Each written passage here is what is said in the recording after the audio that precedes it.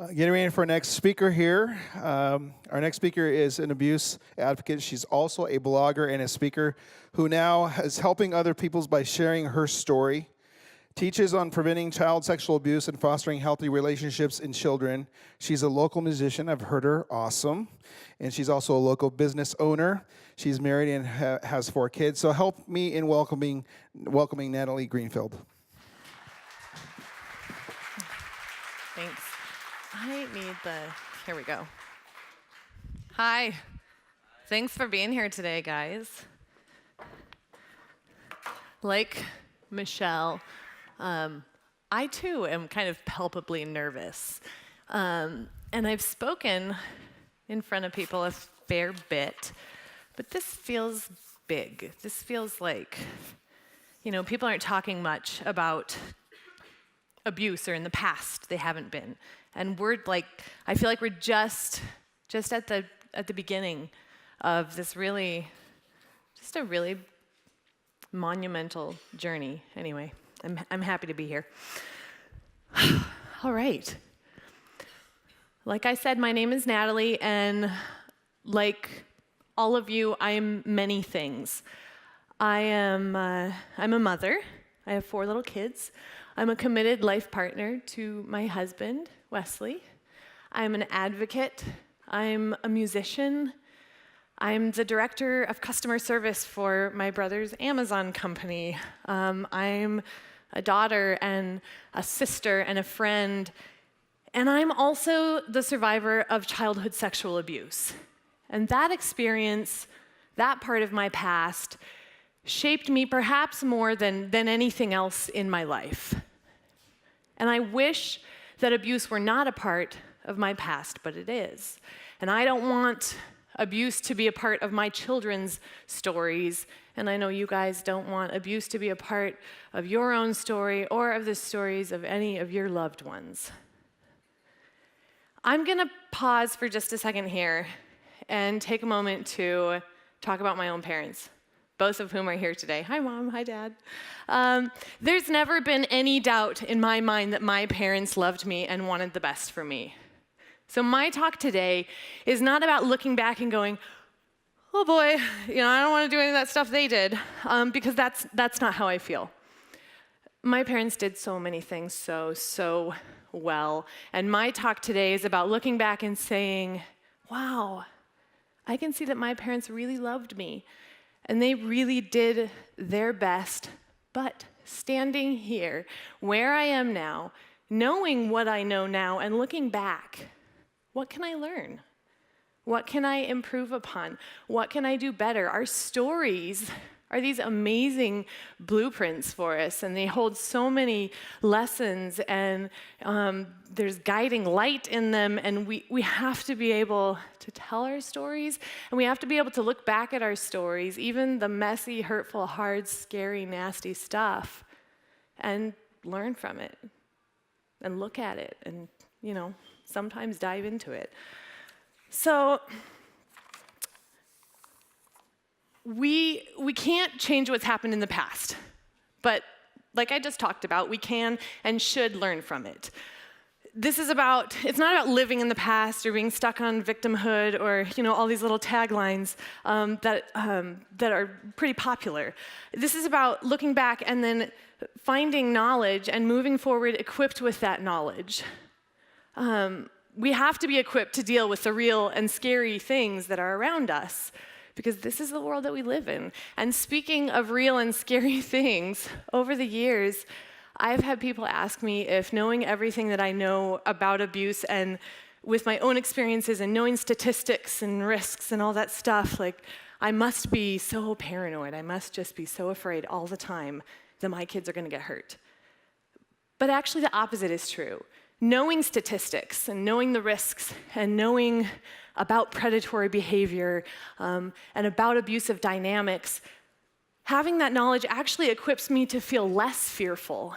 I feel like I can be at least somewhat confident in helping even just my own children to face this kind of stuff. So basically today, I want to tell you a little bit about what I've learned by looking back, And I want to talk to you about a couple of really just like practical hands-on parenting tactics that we can instill in our own homes. I'm going to talk to you about some stuff that my husband and I implement in our home. And because of that, most of the stuff that I'll be giving you guys today is geared toward like ages 0 to 8, since that's the age that my kids are. But if you are interested in material for older kids or teens, come and find me afterwards. I have some great resources, and I'm happy to get things worked out and get those sent along to you. So what have I learned? I have learned that healthy sexuality and relationship education matters. And I know that when we hear words like sex ed, immediately this big stigma alarm goes off, and we're like, oh my gosh, that means talking to kids about adult reproductive behavior. And it really doesn't. There's so much more to it. Healthy sexuality and relationship education means teaching our children about things like bodily autonomy and consent and kindness and friendships and communications and boundaries and personal space and yes, at a certain point in an age-appropriate way, it means talking about sex too. But there is so much more to it. I would love to see us start to destigmatize what it means to talk to our kids about relationships.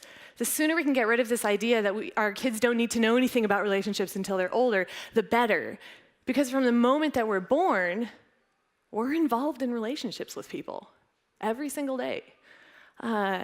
It just makes sense to be showing kids what a healthy relationship looks like.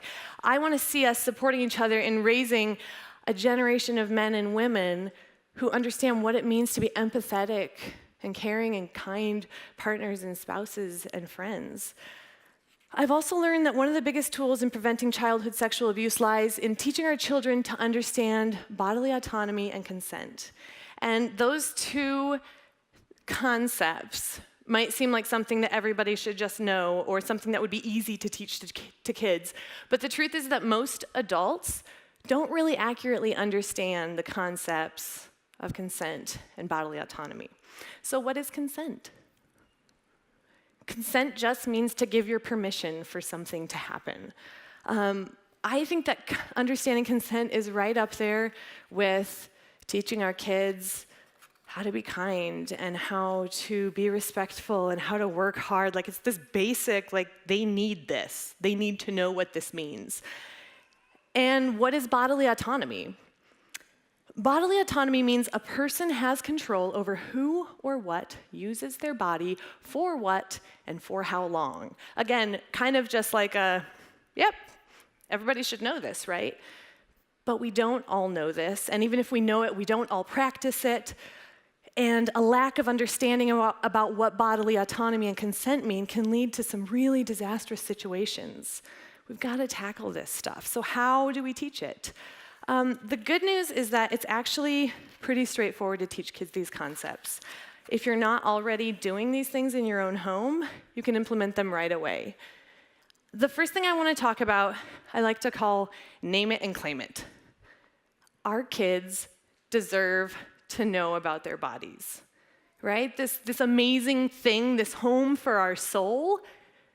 Our kids need to know what their bodies are for, how their bodies work, what the different parts of their bodies are called. And far too often, parents unwittingly foster this shame of this environment of shame and embarrassment around our children's bodies without even meaning to. And I think it's time to become more mindful about the way that we talk to our kids about their bodies. Part of that means avoiding making up silly or weird nicknames for genitals. Call body parts by their proper names. We call an elbow, call a vagina, people, right? And honestly, our kids need to know, obviously, that these are not appropriate conversations to be having in the grocery store, but in the safety of their own home. They've got to have a space to talk about all these different parts of being a human. And they also need to understand that their bodies belong to them and absolutely not to anybody else. That's a really big one. Another thing that kids must understand is that their voices matter, and that words like stop and no matter. And the place to start teaching them this is in the home, and the time is when they're really little. And if you have kids that aren't really little and you haven't been doing this, it's okay, because you can start. There's all kinds of opportunities throughout every day to teach this stuff. So tickling games is kind of an obvious one, but a really fantastic opportunity to teach kids what bodily autonomy means. So you're tickling a kid, they're having the time of their life, they're laughing uncontrollably, right? And then as they're still laughing uncontrollably, they start to gasp words like stop and no and please don't, right? But they're still laughing, so they must still be enjoying it. By stopping the tickling game, the moment that our children verbalize to us, I'm done, we're sending them a really clear message that what happens, or that their opinions about what happens to their bodies matter to us, and that their words matter. This is a really important message to send. Kids have to understand this, and we need to be the ones to teach them this. It's important with your own kids. It's important with other people's kids. This is just, it's one of those things that needs to happen as far as I'm concerned. Kids have to know that when they are uncomfortable with something, no matter the scenario, they can speak up and say so, and somebody's going to listen to them. The next thing I want to talk about is forced affection. Just those words are kind of like, ooh. Don't do it. Never, never.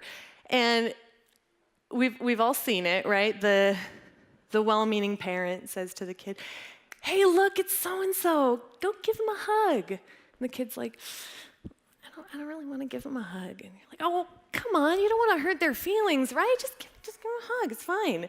And on the surface, this might not seem like that big of a deal, but deeper down, it's actually reinforcing some really, really harmful mindsets. Forcing a child to give physical affection when they don't want to takes away their bodily autonomy, and it sends them a loud and clear message that says, other people's expectations and desires are more important than you feeling safe and comfortable. And that's a very dangerous message to send. Let me turn my page here. Fortunately, there's a whole bunch of really healthy alternatives that you can offer here. So we have our little list of things that our kids are allowed to do if they don't want to give somebody a hug. And this goes for even like grandparents and aunts and uncles and close family members. In our home, this is just a family agreement. We're not targeting anybody. We're not trying to hurt anybody's feelings. It's just our family agreement. And we can always just come back to that. It's not you, it's our family agreement. So our kids can give a high five. They can blow a kiss. They can wave. They can just say hello. We want them to be polite and kind. And there's a line, though, between teaching our kids, how to be kind and good-mannered, and teaching our kids that they need to have a sense of obligation to make other people feel good, whether or not it's something they're comfortable with. So our obligation as parents is to protect and guide our children. Predators use guilt and shame as a really destructive and controlling force. So equipping our kids to unashamedly say, no, I'm not okay with what's happening right now, is a really, really great tool against predators. I think it's something that we could all afford to be more mindful of in our homes. I'd also like to talk about cultivating a conversation-friendly home. Ask your kids questions about their day, about their experiences, about their time at school or church, and sit with your kid and get to know them. Even when life is busy, this is one of those things that when I first started doing this, it felt really like, I don't have time to do this. I have 4 kids. We have to be all over the place, all different places every day. We have a tight schedule. I'm just, getting them up and feeding them and doing all the things I need to do to keep them alive and putting them to bed. And so it felt daunting to start doing this. But once I started and got into the habit of doing it, the reward was so awesome. Anyway, so I asked my kids 4 questions every single day after school. And we buckle in the car and we start driving away. And my 2 older kids, because I have an 8-year-old, a 6-year-old, a 2-year-old, and a 6-month-old. The 2-year-old and the 6-month-old are not amazing conversationalists yet. 2-year-old's getting there, but. So my older two, my 6 and 8-year-old, one at a time I ask them, or I go back and forth. The first question I ask is, what was the happiest part of your day? Tell me the happiest part of your day. And the second question I ask is, what was a sad or hard part of your day? And the third question I ask is, did you feel safe and respected today? And then I ask them, is there anything else that you want to talk to me about? And some days, the kids are just, kind of shut down the answer in one-word answers. They're not into having a conversation, and that's fine. Other days, though, this instigates really awesome conversations between my kids and I, and it allows me to really get to know how they process different events in their lives, which is, only a good thing as far as I'm concerned. And the final thing that I want to talk about today is what it means for parents to be a safe space for their children. So our kids absolutely must know some things about us. They must know that we are parents, and that means we listen, we believe, we guide, we protect, we unconditionally love.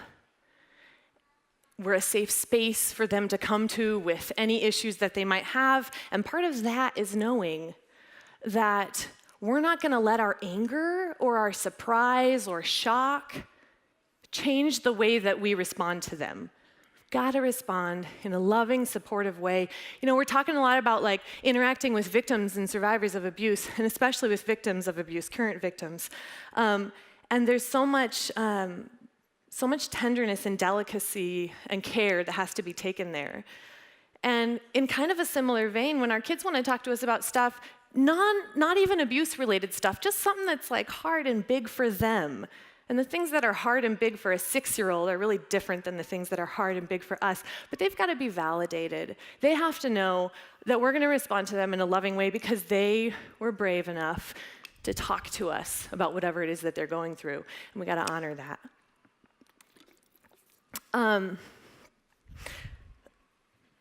Children who know their home is a place where important and tough conversations can openly happen, I think is something that we all can work toward.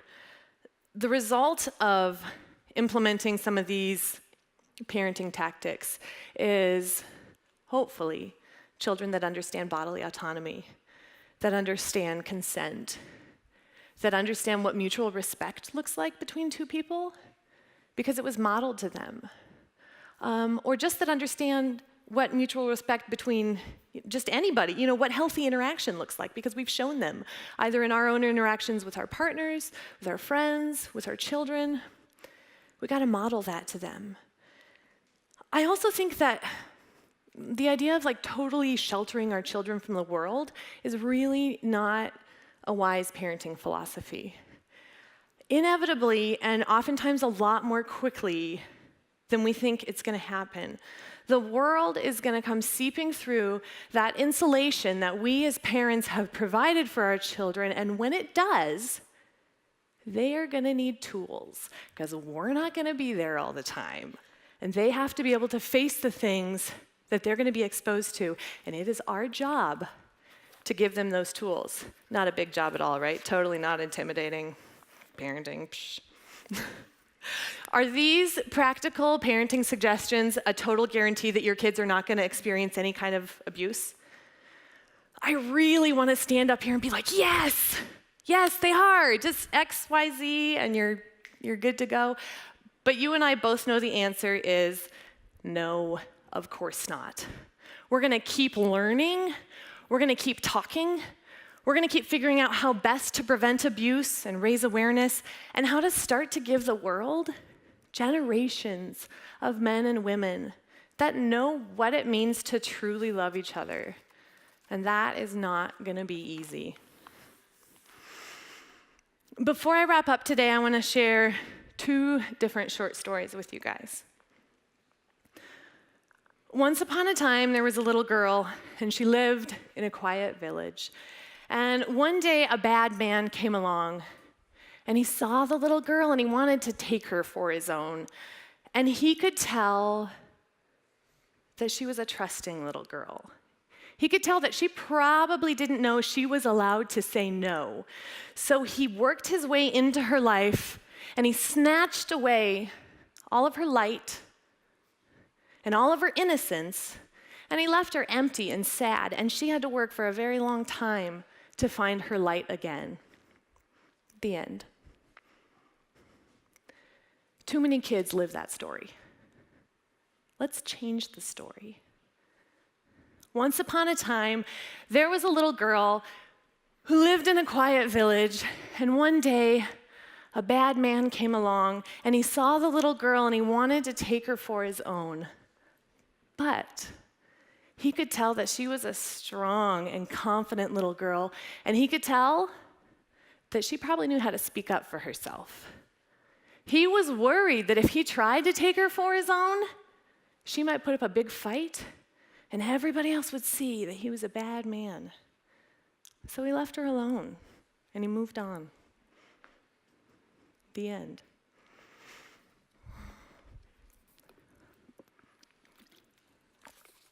We might not be the writers of our children's stories, but we are supporting characters. And we have a great deal of influence in their lives. We need to take that role that we've been given as supporting characters of our children, and we need to sit into it confidently and strongly and equipped and aware, and we need to be responsible stewards of that influence because we have a lot of influence. The last thing that I want to say today, what I want to leave you with, like I said, the tactics that I gave you today are not exhaustive. They're not a guarantee. And I really want you guys to come away from this conference feeling like it doesn't end at the door. Like you come here and you hear all this stuff and it's emotional, it's inspiring, and it's great. And the talks are amazing. And then you gotta do something. Abuse is everywhere. That's this really kind of terrifying part of raising awareness and learning more and diving into the world of abuse advocacy is you dive in and you think you know what you're gonna find, and you get in there and you're like, oh my goodness, it's everywhere. Everybody that you know has been touched by abuse. It's a really big problem that requires a really big answer. So those preventative parenting tactics that I shared with you today are just one small component of a solution that has to encompass so much more. You guys, this is about cultural overhaul. This is about reassessing everything to do with the way that we view relationships and interaction. The solution to this devastating problem is not a small group of passionate advocates who exhaust themselves fighting for the voiceless. The solution is you, and you, and it's you, and you, and you. It's all of us. We have a collective responsibility to protect and care for each other. And that responsibility can't know any boundaries, and it can't see any differences, and it can't only exist within your little corner of the world, whether that's your church or your workplace or just your family. Like, this is all of us. And it has to be rooted so firmly in love that it can't be swayed. It all has to come from a place of loving each other.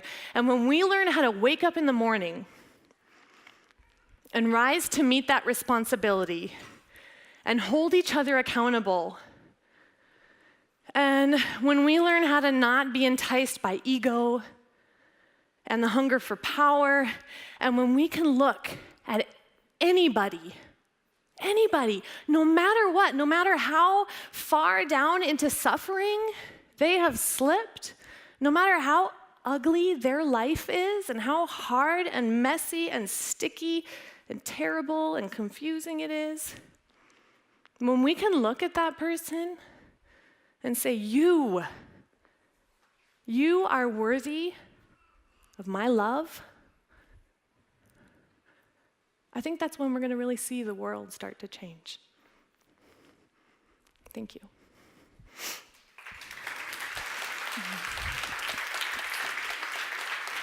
Okay, questions. This is the part I'm more nervous about than that talk. How can you tell if an adult is safe for your kids to be alone with? What about extended family? Yeah, see.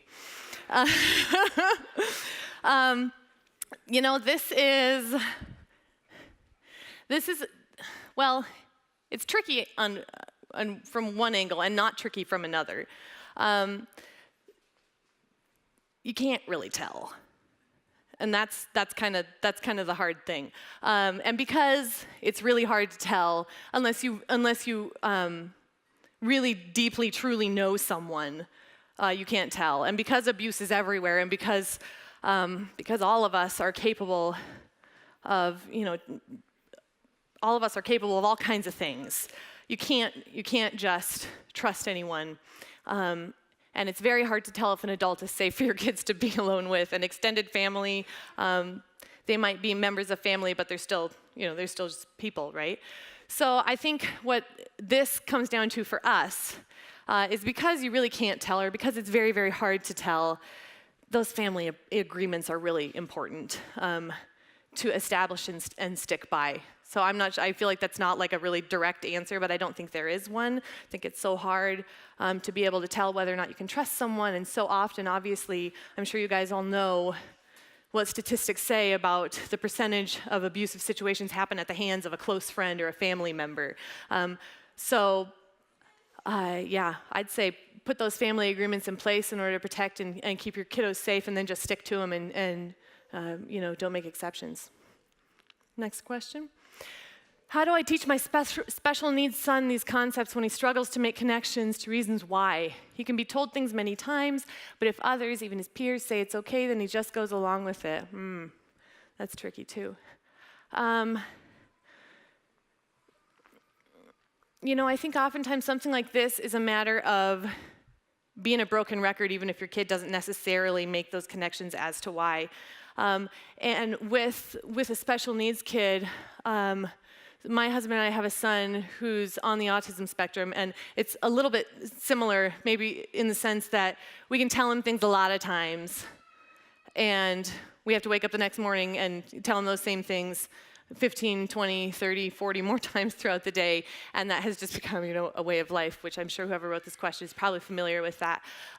So I would just say in a situation like that, just become a broken record and put in those extra safety measures if you need to. Talk to somebody at school and make sure that his teacher is maybe being hypervigilant about his safety, knowing that maybe he can't find his footing in this area quite as well. And yeah, that's a tricky one, though. If you come and talk to me afterwards, I'd like to maybe have an actual conversation about it, be a little more exhaustive. If you shouldn't show a ton of emotion when you talk to your kids, what kind of emotion should you show when they tell you something horrible and you need to show them it's bad? Well, I don't necessarily think that you shouldn't show a ton of emotion when you talk to your kids. But I'm guessing this is maybe about I was talking about not responding in like a shocked or angry way. What kind of emotion should you show when they tell you something horrible and you need to show them it's bad? I would say start out with empathy. If they're telling you something horrible, they probably have some idea that it's not an okay thing. I would say empathize, and then in a kind and gentle but firm way, let them know the severity of the situation, if that makes any sense at all. I think this would probably depend on what the terrible thing it is that they are telling you about. But there is a way to show emotion and express an intensity to our kids without making them feel like unstable or scared, right? And I think that's maybe where the balance lies here. Again, I don't know if I totally answered that question. How can I keep my older kids safe as they begin to become independent and maybe out away from us parents for long periods of time? That's a good question.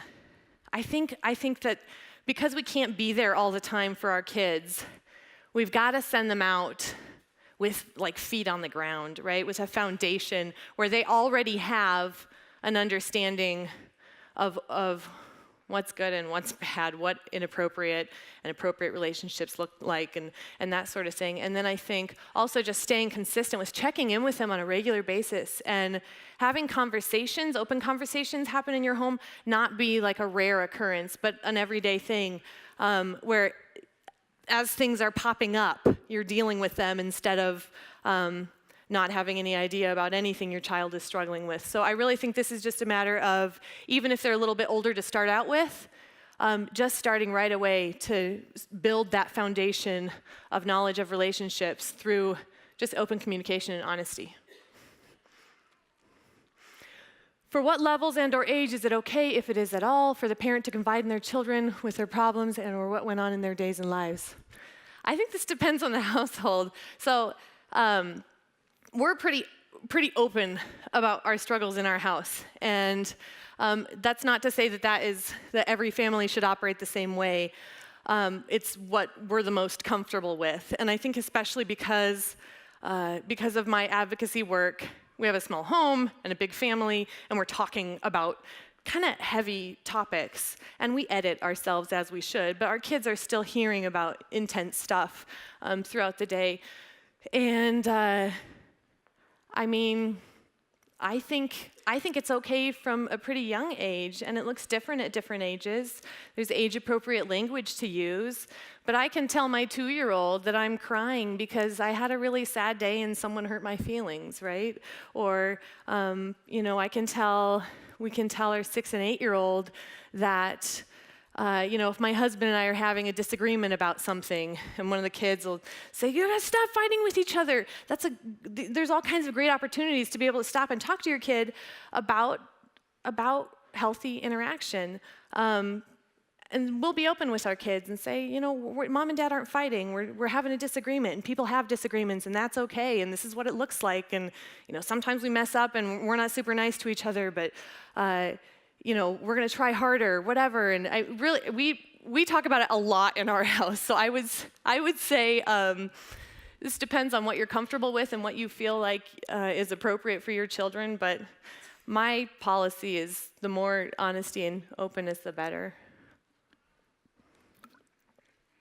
Should there be rules about bedrooms or other areas in the house children shouldn't be alone? Yes. Yeah, absolutely. I think that having healthy boundaries in the home, even amongst family members, is a really good and important thing. So instilling a sense of body privacy and personal space in our kids is important. Like in our house, we have like a no closed doors rule. So my 8-year-old, if she's gonna get dressed, she goes in her room, she closes the door. But as far as like the kids playing together in the rooms, we just keep the doors open. That's just what we do in our house. And we have privacy for bathroom time, and as far as sleeping arrangements, the kids sleep in their own beds. And I just think that, again, it depends on the family. It depends on how you work those elements into your family. But I do think that you can have a really healthy, open, loving home environment that is also full of healthy boundaries and awareness of body privacy and that kind of thing. So yeah, I think that there should absolutely be rules about those things. What does the conversation with your children look like when they keep bringing up boyfriend or girlfriend relationships at elementary age because their friends keep talking about it? It looks like, I can tell you what it doesn't look like. It does not, doesn't look embarrassing or shameful. I think that's really important. Our kids are going to be exposed to stuff.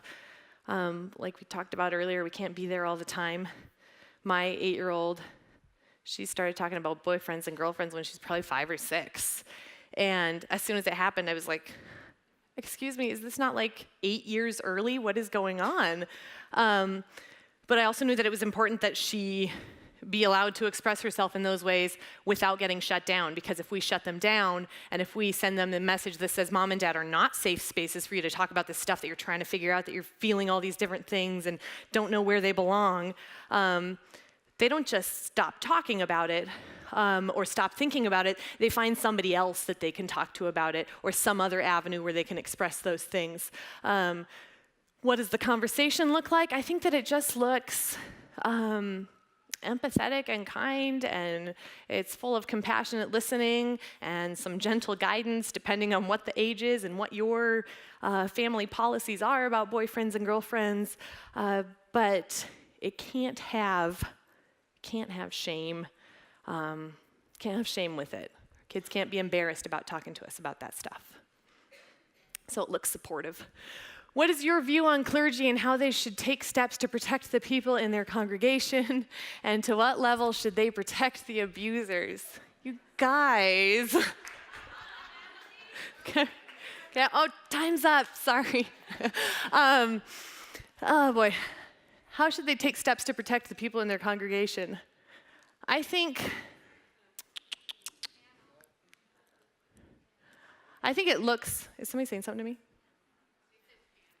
Oh, yeah, maybe that is a good one for the panel. I think that's such a big question. I think it has structure and guidelines and firm policies and training programs. To what level should they protect the abusers? Kind of depends on what that means. I think this is a good one for the panel or a good one for individual discussion afterwards, because protecting abusers, if that means not reporting things to police or covering up situations that clergy have learned about in order to protect like an abuser's reputation or the church's reputation, I have fairly strong feelings about that. I know that cannot happen, because that destroys lives and it plants rot in your church. I have strong views on this, and I think that this is kind of one of those cultural overhaul scenarios where it's a big conversation that takes a lot of research and a lot of dedication, which is why we're here, right? All right, next question.